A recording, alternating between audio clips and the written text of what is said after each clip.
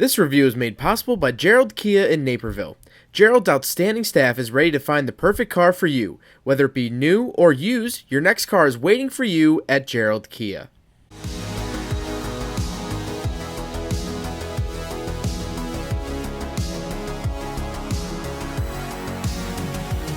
Alright, what's up guys? My name is Zach and today I am driving a 2022 Kia EV6 GT-Line. And I am so excited to be driving this here EV6 for a couple of reasons. Mainly the fact that this just touched down on dealers not even 24 hours ago. And as of the posting of this video, it hasn't even been 30 hours since dealers got these cars. And I am bringing it to you today, which is always super, super exciting. But of course, before we get on to anything else, I have a website, zackpradel.com. If you'd like to submit your own vehicle to be reviewed by me, if you'd like to buy merch, I do have some stickers available right now. My retro sticker pack is for sale, as well as you could read my behind the scenes blog. But let's get back to that electric drivetrain of the EV6. Well, like I said, this is the all-wheel drive version, so it gets the dual motors and has 274 miles of range. Now, you can get a lower trim with a single motor that would actually get 310. So this does have a little bit shorter range, but it makes 320 horsepower, 446 foot-pounds of torque, which is just insane. And the craziest part is that this isn't even the top trim. If you get just the GT, not GT line, the GT, it gets almost 500 horsepower, which is incredible. It is all electric, of course. And so we'll do a little acceleration test here. Put it down into sport.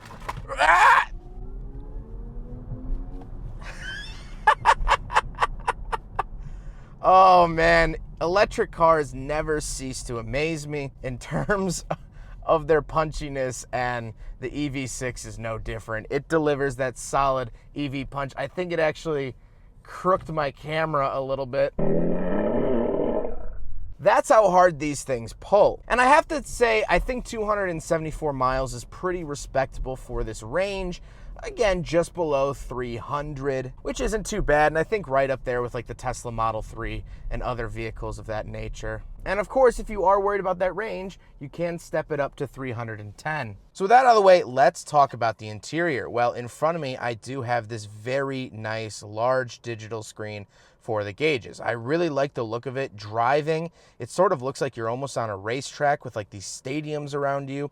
I really, really like that. Of course, I can change things and move stuff around as I would like, which is really fantastic to see. I also get Kia's fantastic feature of when I turn on the turn signal, it actually turns on a blind spot camera. This should be in every single motor vehicle produced from today onwards. Now I know it won't be, but I think this is one of the best safety technologies to come out of the last couple of years, and I think every car needs it. It's my favorite. It's just my favorite. It really is. Up above that gauge screen, I do have my heads-up display, just giving me my miles per hour, as well as lane keep assist and other small features like that. And on the steering wheel, on the left, I have my cruise control settings, my settings for changing that infotainment screen, as well as lane keep assist. And on the right, I have my mode, volume, skip track, favorite, and phone options. Around the back of the steering wheel, I do have paddle shifters. These are not for shifting gears, obviously. These are for increasing and decreasing the level of regenerative braking.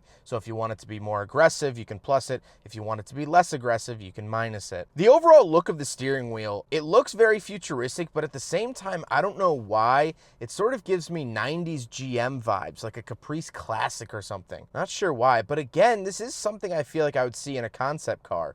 This sort of big rectangular middle, I don't know. I really like the look of it either way. Off to the left, I do have my gauge dimmer switch, my tailgate release, my charging port open, and my power parking brake and traction control.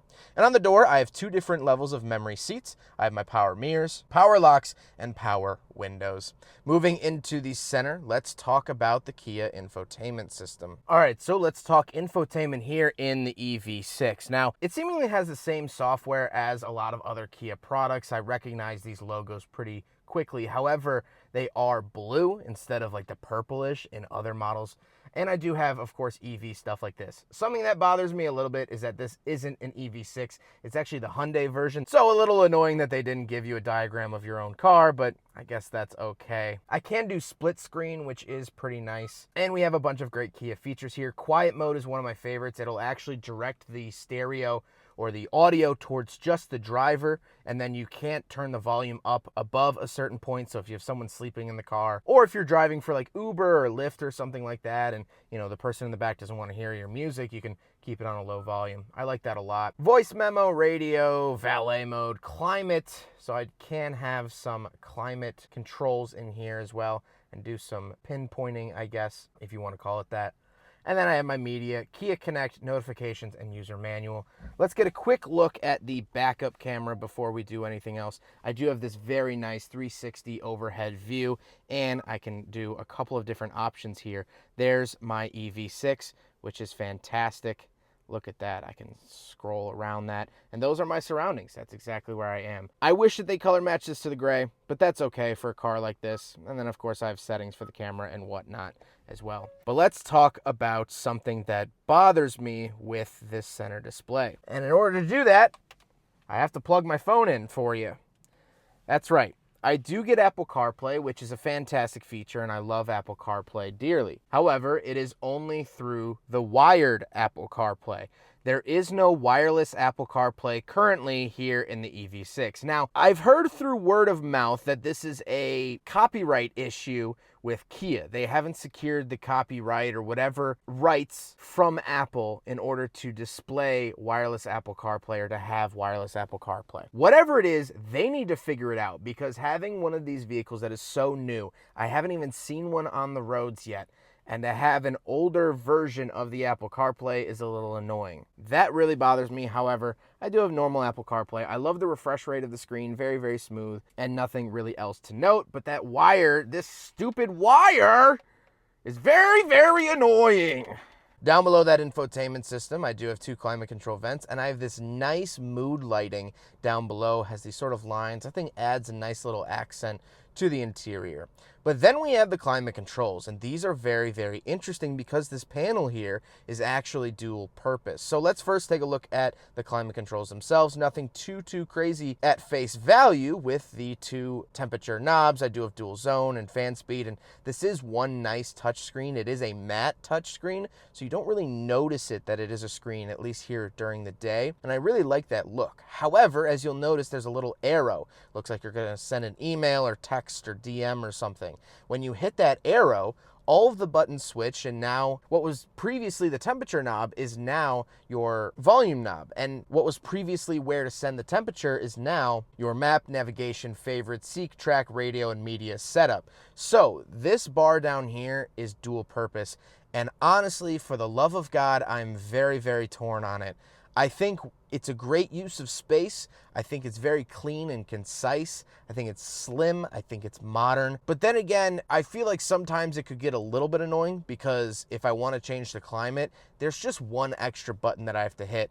It's not the end of the world, and obviously most people get in the car, set their climate controls, and leave it. And of course you do have steering wheel controls for the volume, for things like that. It's just one of those scenarios where I realize I can't have it both ways, and at least I could tip my hat to the ingenuity it took to build this. Way down below on the center console, I do have my USB in for that Apple CarPlay, and I do have a USB-C for charging as well, and I get 2 12-volt outlets and some pretty decent cubby space down below the actual center console. But coming back up top, I do have my ventilated seats and heated seat buttons, as well as my heated steering wheel in the middle. I love how symmetrical that is. And then I have my start-stop switch. It's angled towards me. I don't know if I've ever seen a start-stop button quite in this location, and I really, really like it. And then we have the shifter, reverse, neutral, and drive, and of course park. Very, very easy to get used to, has great tactile feedback, has a nice click when you put it into gear, and I like that a lot. And then off to the right, something else I really like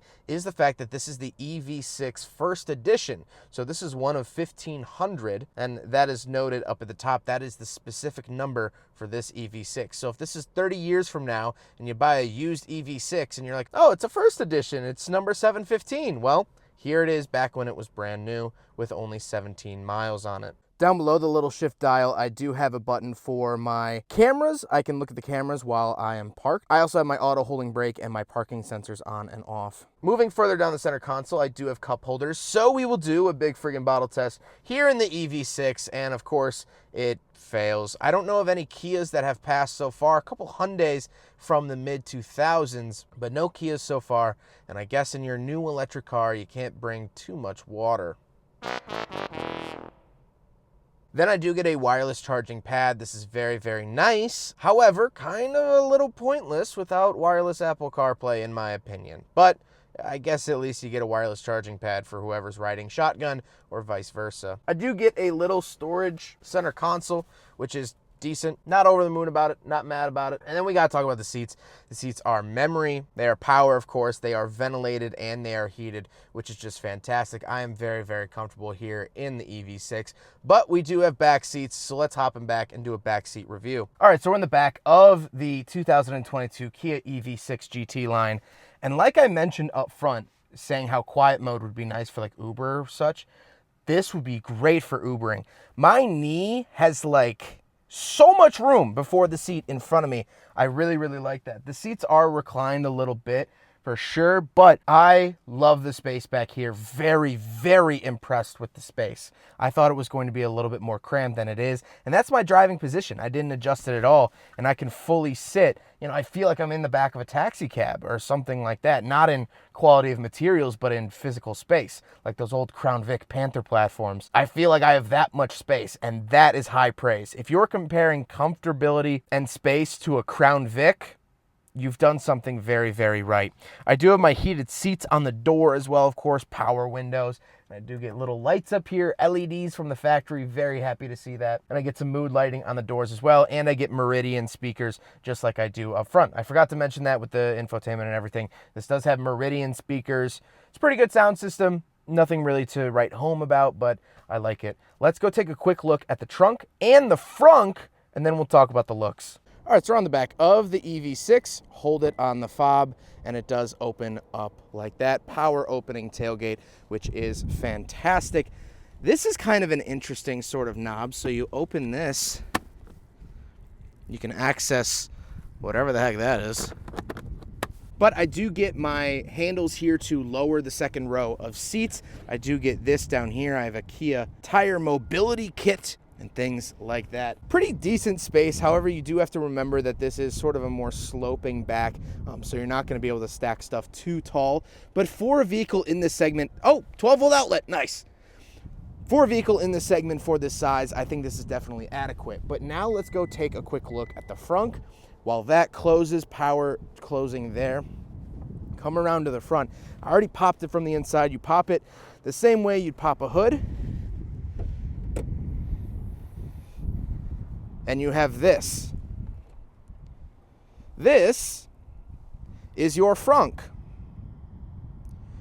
It's nice that they gave you some type of storage, I guess. But this is almost like rude how small it is. I don't even know what I can fit in there. You're obviously not going to put groceries up here. You're not going to put anything from the store. As a matter of fact, you know what? Come around here. Which, by the way, these handles, kind of weird, but they work, I guess. Let's get the big friggin' bottle. And we'll big friggin' bottle test the frunk. Okay, so that's about all you can really carry in your frunk. Like I said, I'm glad that they gave it to us, but at this point, I mean, is it even really a frunk? Who knows? Now we got to talk about the looks, and this is probably one of my favorite parts of the EV6. We'll get to a walk around in a second, but look at that front end, and now look at that back end. The back end, a little bit to me, looks like the Aston Martin SUV. A little bit. It looks a little bit like an Aston Martin SUV, at least to me. Now let's do the walk around. This color is steel matte gray, and I think it's fantastic that Kia from the factory is offering a matte color. Not a whole lot of manufacturers do that, especially no one in Kia's class that I can really think of. and I love this matte shark gray. I know it's steel, but it reminds me of a shark or a dolphin or something like that. I really, really love this look. I think it definitely looks fresh, different, and modern. I totally understand Kia's new badge now. It makes a lot more sense. On the EV6, it still looks like K backwards N, but at least it fits this vibe a lot better. I think the oval with just Kia in the middle of it would have been a little too dated. Not a little too dated, it would have been way too dated. But now let's get to my final thoughts here on the EV6. Well, this is exciting to me. I think Kia did a really, really good job with it. Couple of things to note, first of all. Insanely better build quality than any Tesla I've ever driven. And I know that might upset any Tesla fanboys that might be watching, but it's true. When I drove this car, nothing rattled. Nothing squeaked. The insides of the doors are painted. The panel gaps are consistent. The overall fit and finish is a lot better than a Tesla. Are you as cutting edge as a Tesla? No, probably not, but I'm okay with not being on the cutting edge if that means that my car will actually fit together properly. I'm okay with that trade-off. Some things I don't like, that frunk is borderline laughable. Not borderline, it is laughably small. I don't know why they added a frunk that was that small. Don't even give me a frunk at that point. Wired CarPlay is insanely frustrating in a car like this because it is sort of on that forefront of technology, and then you're still reverting back to wires. And I have that wireless charger. I want to utilize that, but if my phone has to be plugged in for my music anyway. But those are my only two major complaints. Wireless CarPlay and small frunk space. This car drives fantastically. It drives like a Kia, which is good. It's quick, but it doesn't look like a Kia. I keep having to remind myself that this is a Kia, the same people that make the Rio. I think this is a whole new lane for them, and if this is what their future looks like, I'm very, very excited for it. Overall, I think this is a fantastic car, and honestly, for anyone who's going to ask me in the next coming months, hey, what EV would you recommend? This might be at the top of my list. Actually, scratch that. It might not be at the top of my list. It is at the top of my list. I am really, really impressed with this car, and I'm excited to see what Kia can do with it. Well, I hope you guys enjoyed the video. Huge thank you to Gerald Kia in Naperville for getting me into the seat of one of these so quickly. Just so fantastic. I was so excited to share these with you guys today. They are absolutely awesome. They offer lifetime warranties on some of their vehicles, as well as they have fantastic customer service. The Gerald Group has been great to me, and I can't recommend them enough. You have to go visit them, and they have a couple of these on the lot, so come to Naperville and test drive one of these. I think you'll really, really like it. But I hope you guys enjoyed the video. Don't forget to rate the video, comment on the video, and subscribe if you really liked it. Take care, guys.